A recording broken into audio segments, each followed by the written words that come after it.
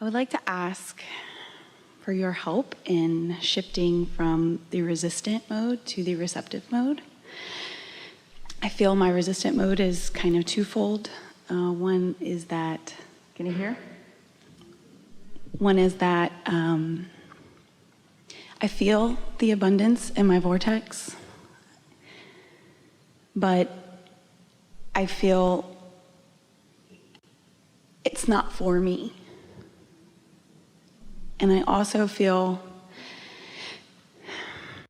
Well, those are two different feelings that contradict one another, so which is it? Can't have it both ways. It's your vortex, so it's your stuff. What is the basis of this erroneous and incorrect conclusion?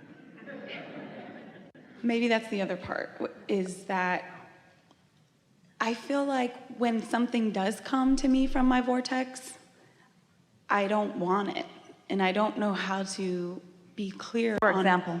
For example, I guess marriage was one.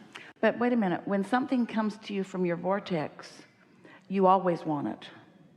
Because you put it in there, it grew because of you, and when it comes to you, you always want it. So if something comes to you and you don't want it, it didn't come from your vortex, it came from some other receiving mode. What society says, what my mother says, what my girlfriends say, it came from my habit of thought, because I get what I think about whether I want it or not. And you're always in the receiving mode. One day we were talking to a woman, and our intention was to get her to talk about some things that she wanted, and she couldn't think of anything. So we started naming things that most people want. And she said, no, I don't want that, I've got that. No, I don't want that, I've got that. No, I don't want that, I've got that. And then we explained that what she was demonstrating is that most people think that desire is about the things I don't have. They're used to a feeling of yearning. They think that's what desire is.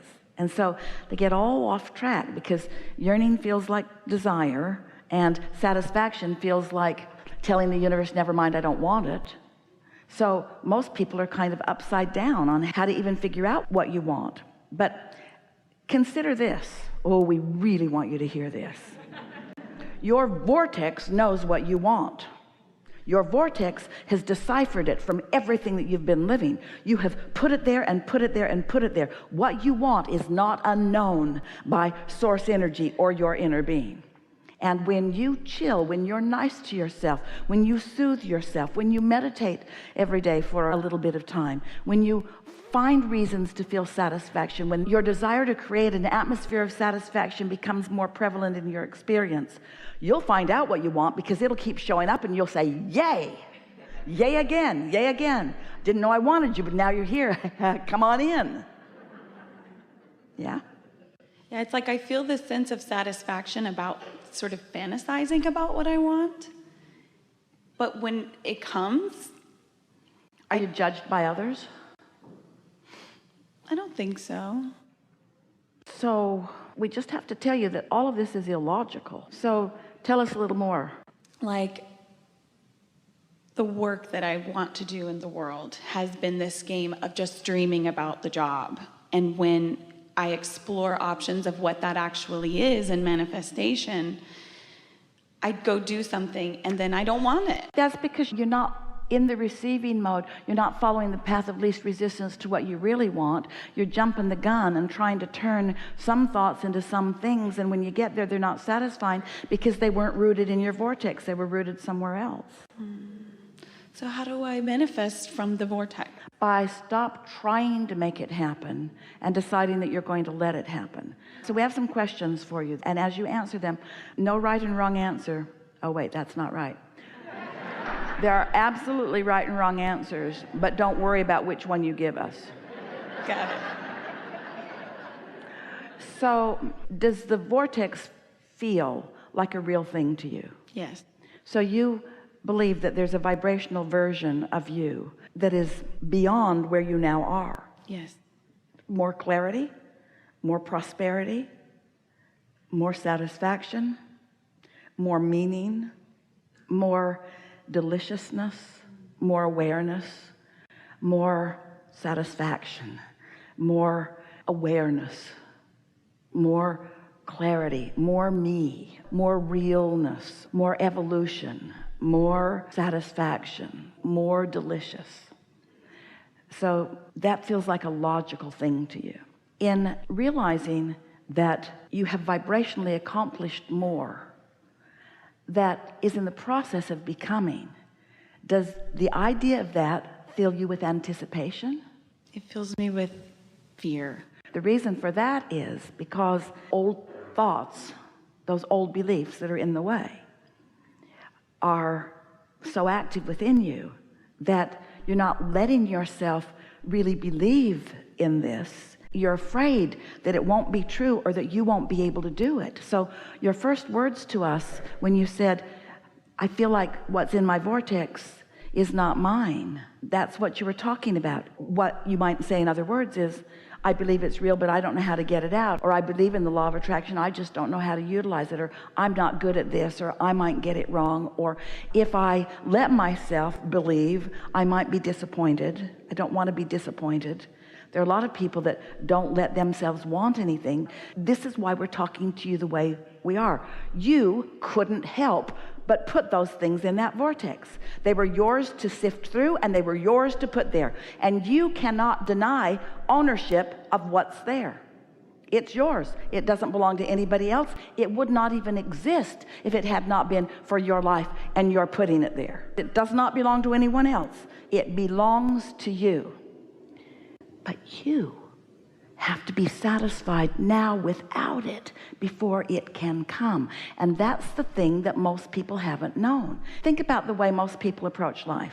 If I feel satisfied right now, before the man I want comes, before the money I want comes, before the whatever I want comes, if I project satisfaction to the universe, then they'll say, okay, never mind, you don't need anything else. Yes. That's the way your human minds are working. But if I suffer, and if I struggle, and if I whine, and if I beg, then the universe will take pity on me, and the universe will give me what I want. We want to say to you, how's that working out? It's not. It doesn't work out at all. And yet it's a pattern. And so what we're suggesting, act or be satisfied even before the goods come. And that we're explaining to you further, be satisfied with the knowledge that it exists, and be satisfied with the knowledge that it is evolving, and be satisfied with the knowledge that your inner being knows, and be satisfied with the knowledge that your inner being is guiding you, and be satisfied with the idea that comes and the impulse that comes, and be satisfied with the process in the pipeline, and enjoy the journey, enjoy the journey, enjoy the journey, and yes, enjoy the manifestation, but don't need the manifestation so much that you don't enjoy the journey. That's what happens to so many. And so if you approach it from a completely human, must be manifested standpoint, you're like a whole lot of people. When I get what I want, I'll be happy, and until then I won't. And we say, then you can't get there from there. You've got to find that satisfaction before you can really let it rip loose. And so if you were one, and there were some who thought, wait a minute, there have been things that have come to me that I felt dissatisfaction all along. It took a long time to get there, and I was really glad when it got there. Well, things are always working out for you, and they're coming to you through your path of least resistance, but you don't have to do it the hard way. You can do it the easy way. And the easy way is life comes right at you, and you can't deny it, and you're going to have a knee-jerk reaction to it. You just are. When you see someone rude, you don't like it, and when you're rude, you don't like it. And. So you're putting things in your vortex all day, every day, and your inner being adores everything you contribute to it. The gestation is so wonderful. The cooperative components gathering. So much is happening before you even have any conscious awareness of it. It gets ready for you before you start receiving impulses.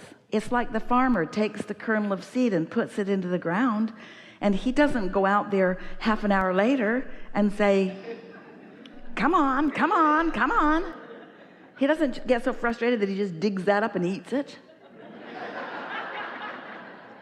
He knows that there is a process, and he knows he owns the corn, and he knows that if he tends it, which is what satisfaction is, that it will become all that he wants it to be. So do you accept that your vortex exists? Yes. And do you believe that you've put things in it? Yes. And do you believe that you're still putting things in? And do you believe that things that you didn't specifically put in have been attracted in from your inner being who's focused there? I haven't heard that before, have you? So your inner being, who is you, who received from you clarity about what you prefer, is now freelancing on your behalf. Focusing on who you are and what you like. And so the cooperative components are gathering, and that's why it feels like it's not yours. Because it's bigger than you know, it's bigger than you knew, it's bigger than the individual pieces that you put in, and because you're not in the vortex all the time, or sometimes not very much, you don't recognize it as belonging to you. There's another piece that goes like this. Those beliefs that you've picked up along your physical trail that aren't serving you go something like this. You can't just unconsciously put things in your vortex and they'll just come out and bless you. You got to struggle and serve. And if you're not struggling and serving, this is the belief that humans who want to evoke action from you teach you.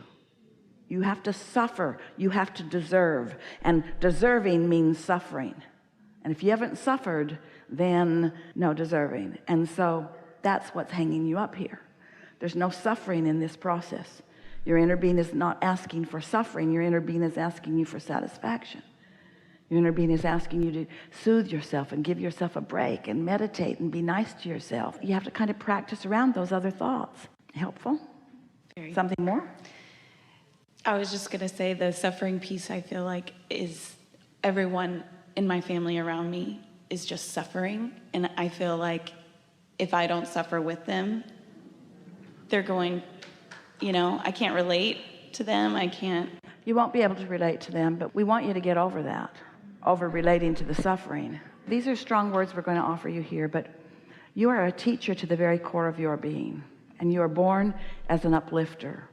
And like we said to our friend, words don't teach. It's only life experience that teaches. And so you can't get sick enough to help a sick person become well. And you can't be poor enough to help a poor person become prosperous. You can only uplift anyone through the upliftment of yourself that you've already accomplished. And so if you're suffering, then you're not in the receptive mode. And if you're not in the receptive mode, you don't have anything to give.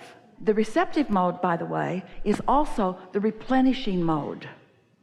And if you are serving others, and we know you want to, you all do. And by that we mean soothing others.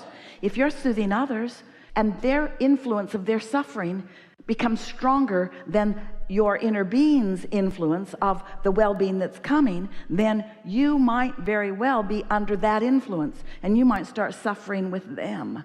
Oh, then you'll relate and they'll thank you for being there for them. But you can't help them. You got nothing for them. And you can't let their misunderstanding get in the way of you being, first of all, who you need to be in order to feel good, and who you need to be in order to be of any value to them. So we know it's hard. It's hard to thrive when others aren't thriving. And then try and explain that to anybody. They can't hear you. But when you know it, you see, the only thing that will ever mess up your experience with anyone or anything, it's not what they think about you. It's what you think about what they think about you. Because what they think about you cannot mess up your energy. But what you think they think about you fractures your own energy and weakens you and takes you away from the receptive mode. And then you don't even believe that the vortex is yours. Nailed it.